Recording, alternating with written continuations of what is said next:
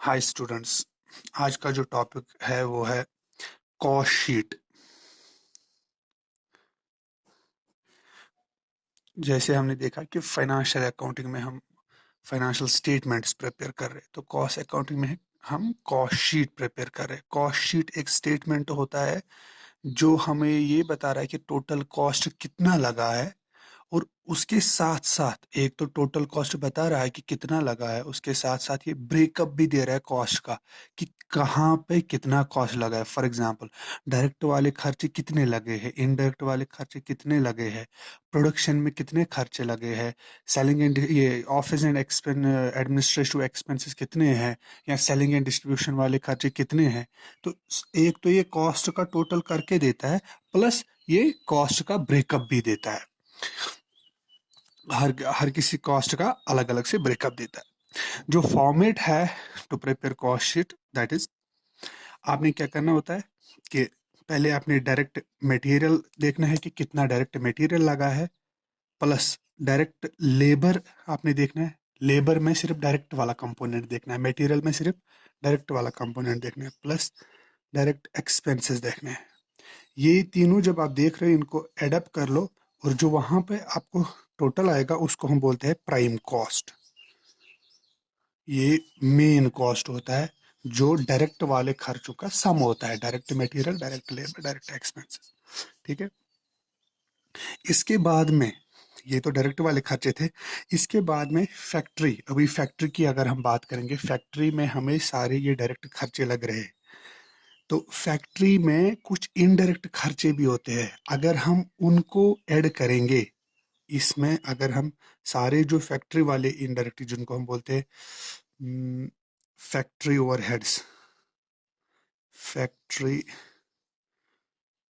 Overheads या works overheads भी बोलते हैं कभी कभार, या वर्क्स ओवरहेड्स, अगर इस प्राइम कॉस्ट को हम फैक्ट्री ओवरहेड्स ऐड करेंगे तो यहाँ पे जो फिगर आएगी, that will be your works cost, या जिसको हम कभी ये भी बोलते हैं फैक्ट्री कॉस्ट। ठीक है।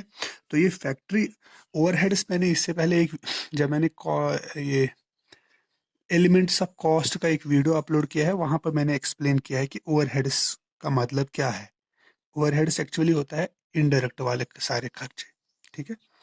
तो हमने प्राइम कॉस्ट पहले कैलकुलेट किया। प्राइम कॉस्ट को हमने फैक्ट्री में जो इनडायरेक्ट खर्चे लगे हैं, जिनको हम फैक्ट्री ओवरहेड्स बोलते हैं, या कभी कभार वर्क्स ओवरहेड्स भी बोलते हैं, अगर हम प्राइम कॉस्ट को ये ये वाले खर्चे, इनडायरेक्ट वाले खर्चे फैक्ट्री के ऐड करेंगे, तो वहां से जो हमें अमाउंट मिलेगा, ये आएगा, फिगर आएगी, that will be works cost. ठीक। अब वर्क्स, फैक्ट्री में डायरेक्ट वाले खर्चे भी हमने ऐड किए और फैक्ट्री की इनडायरेक्ट वाले खर्चे भी ऐड किए। अब फैक्ट्री से बाहर प्रोडक्ट आ रहा है, तो इसके बाद में क्या ऐड हो जाएगा, इसके बाद में इसको office and administration overheads add हो जाएंगे। ये जो वर्क्स कॉस्ट हमने कैलकुलेट किया है, इस पे अब फैक्ट्री के बाहर प्रोडक्ट आ रहा है, और लेकिन फैक्ट्री के साथ जो हमारा ऑफिस है, वो वाले खर्चे हम ऐड करेंगे, और ये वाले खर्चे सारे इनडायरेक्ट खर्चे होते हैं। ठीक है। तो इसके बाद में जो यहाँ पर अमाउंट आएगा, that will be cost of production, यानी कि जो हमने ये प्रोडक्शन की है, इस जो भी हमने ये लॉट प्रोड्यूस किया है, इस टोटल लॉट का जो टोटल खर्चा है, यानी कि जो हमने ये प्रोडक्शन की है, चाहे 10 यूनिट्स बनाए, 15 बनाए, 20 बनाए, जितने भी यूनिट्स जो ये लॉट बनाए हमने, इस टोटल लॉट का जो खर्चा है, दैट इज प्राइम कॉस्ट को फैक्ट्री ओवरहेड्स ऐड करेंगे, उसके बाद में office plus administration overheads add करेंगे, जो भी वहां पे अमाउंट आएगा, that is your cost of production. Clear. तो कॉस्ट ऑफ प्रोडक्शन, ठीक है कि जो आपने बनाया है अभी तक, उन पे कितना खर्चा लगा है to produce those particular number of products, उन पे कितना खर्चा है, that is cost of production. Clear. Produce करने के लिए। ठीक। आप, अब जब कंपनी कोई प्रोडक्ट बनाया है तो इसको सेल भी करना है, तो कॉस्ट ऑफ प्रोडक्शन के बाद अब हम कोशिश करेंगे इस प्रोडक्ट को सेल करेंगे, डिस्ट्रीब्यूट करेंगे, तो इस पे अब और एक चार्ज लगता है, that is called selling and distribution overheads. तो कॉस्ट ऑफ प्रोडक्शन पे अगर हम ऐड करेंगे सेलिंग एंड डिस्ट्रीब्यूशन ओवरहेड्स, जो हमें मिलता है यहाँ पे, that is called total cost और cost of sales. Cost of sales और कॉस्ट ऑफ प्रोडक्शन में फर्क है। ये है कॉस्ट कहाँ तक, जहां तक आप प्रोडक्ट को सेल कर रहे हो। ये है कॉस्ट सिर्फ प्रोड्यूस करने तक। प्रोड्यूस करने के बाद आपने इसको सेल करना है, डिस्ट्रीब्यूट करके सेल करना है, ठीक है। तो इससे क्या होता है कि हमें यहाँ से पता चल रहा है कि in order to calculate total cost, हम हर किसी कॉस्ट को ऐड करते हैं और साथ साथ में हमें ब्रेकअप भी मिलता है कि डायरेक्ट वाले खर्चे अलग है, फैक्ट्री वाले इनडायरेक्ट खर्चे अलग है, और ऑफिस वाले इनडायरेक्ट खर्चे अलग है, सेलिंग एंड डिस्ट्रीब्यूशन वाले खर्चे अलग है। तो ये फार्मूलाज याद रखनी है। फार्मूला क्या है कि अगर हमें प्राइम कॉस्ट कैलकुलेट करना है, prime cost is equal to direct material, direct labour, direct expenses. या अगर आपको कोई बताएगा in order to calculate works cost is equal to factory cost plus factory overheads, sorry prime cost plus factory overheads. या अगर prime cost वहां पे directly given नहीं होगा, सिर्फ ये तीन गिवन होंगे, तो then works cost is equal to direct material, direct labour, direct expenses plus factory overheads. तो similarly cost of production is equal to prime cost plus factory overheads plus office and administration overheads. तो total cost किसके equal है? एक prime cost है, factory overheads, office overheads, selling and distribution overheads. Done. तो अब हम एक numerical इसमें वर्कआउट करेंगे।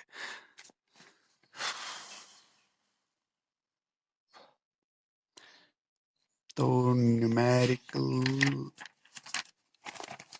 थोड़ी सी बड़ी है, छोटी सी एक न्यूमेरिकल। यहाँ पे इसने लिखा है calculate prime cost, works cost, cost of production, total cost and profit from following figures। यहाँ पे लिखा है direct material is equal to 5000, direct labour is equal to 2500, direct expenses is equal to 1000, factory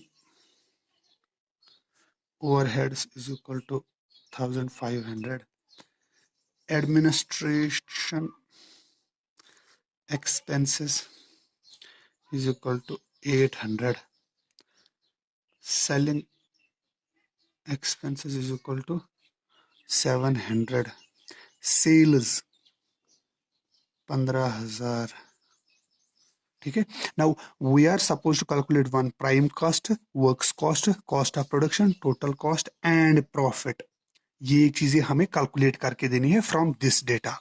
हमें पता है sorry, हमें पता है कि अगर हमें प्राइम कॉस्ट कैलकुलेट करना हो, प्राइम कॉस्ट हमें पता है is equal to direct material plus direct labour plus direct expenses.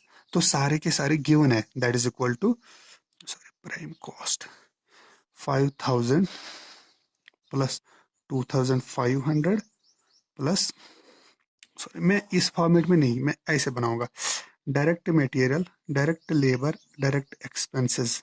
Direct material कितना है 5000, डायरेक्ट लेबर कितना है 2500, डायरेक्ट एक्सपेंसेस कितना है 1000। तो यहाँ पे जो फिगर आएगी इनको सम करके 5 6 7 8 8500। तो इस फिगर को क्या बोलते हैं? जब हम इन तीनों को सम करते हैं, इसी चीज को हम बोलते हैं प्राइम कॉस्ट। जो हमने इससे पहले देखा कि direct material plus direct labour plus direct expenses, इन तीनों का sum is equal to prime cost. तो हमें इनका वैल्यू भी पता है, उनको भी सम कर, ये सम हमने किया है, तो that is equal to 8500। So prime cost is 8500। अब जब हम प्राइम कॉस्ट को कौन सा वाला ओवरहेड ऐड करेंगे? अगर इस पे हम फैक्ट्री ओवरहेड प्लस करेंगे तो ये बनेगा, या जिसको हम कभी कभार वर्क्स ओवरहेड भी बोलते हैं, या factory cost, works, sorry factory expenses, works expenses, जो भी यहाँ पे आएंगे, तो इन्होंने फैक्ट्री ओवरहेड्स यहाँ पे दिया है, फैक्ट्री ओवरहेड्स कितने, 1500। तो प्राइम कॉस्ट इतना है प्लस फैक्ट्री ओवरहेड्स 1500 है, इन दोनों को अगर हम ऐड करेंगे, प्लस करेंगे, देन वी विल गेट क्या, वर्क्स कॉस्ट, या जिसको हम फैक्ट्री कॉस्ट बोलते हैं। हमें क्या मिलेगा, फैक्ट्री कॉस्ट, या जिसको हम वर्क्स कॉस्ट भी, this one plus this one, it will be 10,000। बेटा समझ आ रहा है यहाँ तक, क्लियर? तो जब हमें फैक्ट्री कॉस्ट या वर्क्स कॉस्ट मिलता है, एक मिनट मैं साथ साथ में ये भी दिखाऊंगा आपको, so that it will be easy. देखो हमने किया क्या, हमने ये बताया कि वर्क्स कॉस्ट जो है इस पे अगर आप ऑफिस सॉरी प्राइम कॉस्ट जो है इस पे अगर आप फैक्ट्री ओवरहेड्स या वर्क्स ओवरहेड्स ऐड करोगे, जो आपको मिलेगा that is works cost factory cost. वही मैंने भी किया, जो प्राइम कॉस्ट था उस पर मैंने फैक्ट्री ओवरहेड्स ऐड किए, और जो मुझे मिला यहाँ पर फिगर ये 10,000, तो इसको मैंने बताया फैक्ट्री कॉस्ट या वर्क्स कॉस्ट। यहाँ पर भी हमने बताया था फैक्ट्री कॉस्ट या वर्क्स कॉस्ट है। इसके बाद में अगर हम ऐड करेंगे ऑफिस एंड एडमिनिस्ट्रेशन ओवरहेड्स, तो हमें क्या मिलेगा, कॉस्ट ऑफ प्रोडक्शन। और हमें कॉस्ट ऑफ प्रोडक्शन यहाँ पे, कॉस्ट ऑफ प्रोडक्शन हमें यहाँ पे कैलकुलेट भी करना है क्वेश्चन में, कॉस्ट ऑफ प्रोडक्शन, ठीक है। तो अगर हम इस फैक्ट्री कॉस्ट पे प्लस करेंगे क्या, ऑफिस एंड एडमिनिस्ट्रेटिव ओवरहेड्स कितना है, तो कभी कभार आपको वहां पे क्वेश्चन में गिवन होगा सिर्फ ऑफिस एक्सपेंसेस या एडमिनिस्ट्रेशन एक्सपेंसेस या ऑफिस एंड एडमिनिस्ट्रेटिव एक्सपेंसेस, जो भी होगा वो ऐड करना है, ठीक है। तो अगर कहीं पे सिर्फ ऑफिस वाले खर्चे लिखे हैं तो एडमिनिस्ट्रेशन खर्चे नहीं है, अगर सिर्फ एडमिनिस्ट्रेशन खर्चे तो ऑफिस वाले खर्चे नहीं है, या अगर दोनों है तो दोनों का नाम आएगा। तो कभी कभार कुछ भी नहीं होगा, ना ऑफिस वाला खर्चा होगा ना एडमिनिस्ट्रेशन वाला, तो ऑफिस का खर्चा कुछ भी नहीं है, जीरो है, ठीक है। तो अभी हमारे पास है ऑफिस एंड एडमिनिस्ट्रेशन ओवरहेड्स में क्या लिखा है, एडमिनिस्ट्रेटिव एक्सपेंसेस कितना है, 800। तो इन दोनों को ऐड करके जो हमें फिगर मिलती है that is called cost of works cost को ऑफिस प्लस एडमिनिस्ट्रेटिव ओवरहेड जब हम ऐड करेंगे तो जो मिलता है that is cost of production. तो यहाँ पे कॉस्ट ऑफ प्रोडक्शन हमें कितना मिलेगा, दैट इज 10,800। क्लियर यहाँ तक? अब मैं यहां से कंटिन्यू करूंगा। कॉस्ट ऑफ प्रोडक्शन जो है दैट इज 10,800। तो उसके बाद में क्या होता है, कॉस्ट ऑफ प्रोडक्शन आपने कैलकुलेट किया, इसके बाद में अगर आपके पास सेलिंग एंड डिस्ट्रीब्यूशन ओवरहेड्स है तो वो ऐड कर लो in order to calculate total cost, ठीक है। तो प्लस हम देखेंगे यहाँ पे हमारे पास है सेलिंग एक्सपेंसेस, ये है सेलिंग एक्सपेंसेस, तो ये ऐड करेंगे, सेलिंग एक्सपेंसेस कितना है 700। तो यहाँ पे जो अब आएगा दैट इज टोटल कॉस्ट और cost of sales. Total cost कितना है, ये आएगा 11,500, ठीक है।